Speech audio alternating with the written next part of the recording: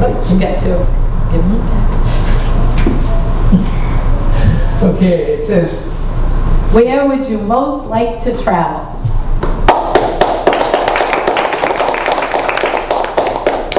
I have to say, after all the traveling that I've done, my house. A long trip for me is Lexington Center.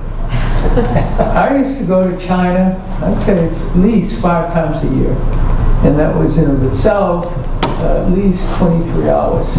Now it's less because they've got more direct routes. But it used to be quite an excursion. It actually worked as a big benefit for me because there is nothing you really can do on the plane except sleep, maybe drink a little wine.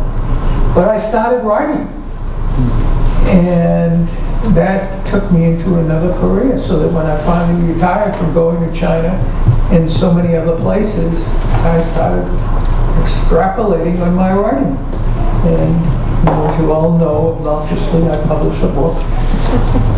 And when I would come home from China, of course, I would travel in the United States, because what I did in China was design products, and then I would want to go around the United States selling it. And I went to so many places in the United States and learned something, didn't learn something, heard a lot of stories, saw a lot of drinking, saw a lot of things that pleased me, saw a lot of things that didn't please me.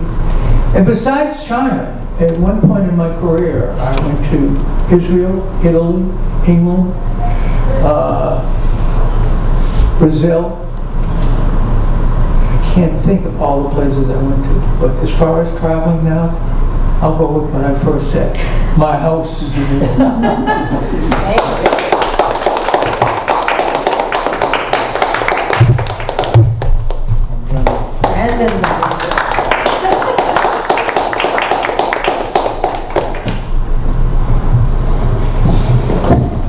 What was your favorite game to play as a child?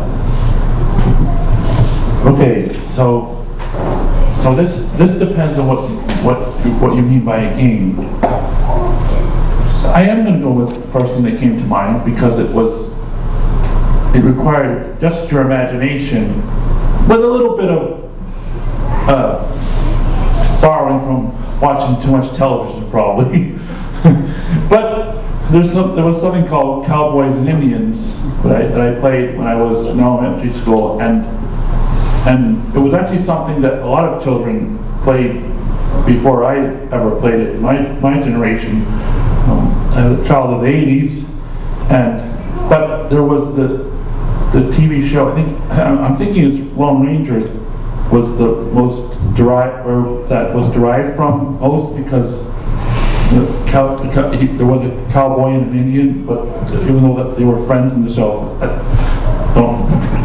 don't read into that. It was just fun to.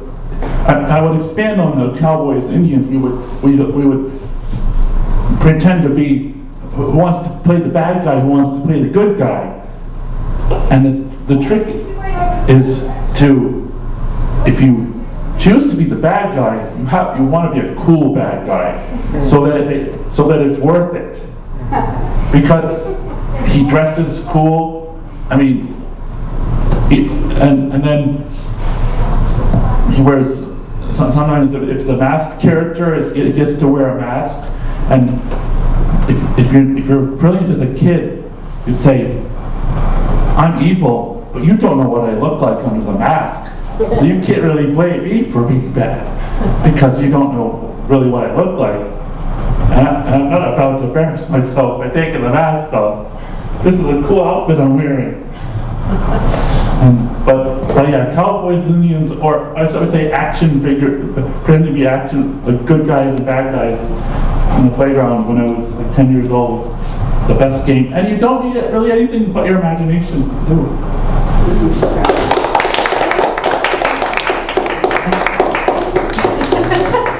Hard to maneuver everything here. All right, we fit everybody that didn't have a role. You up? Seem to be up. The moment.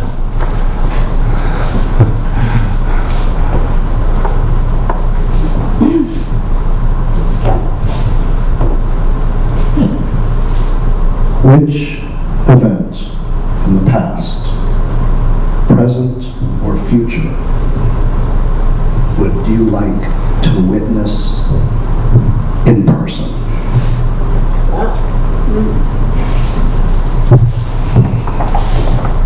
I would like to meet Abraham Lincoln.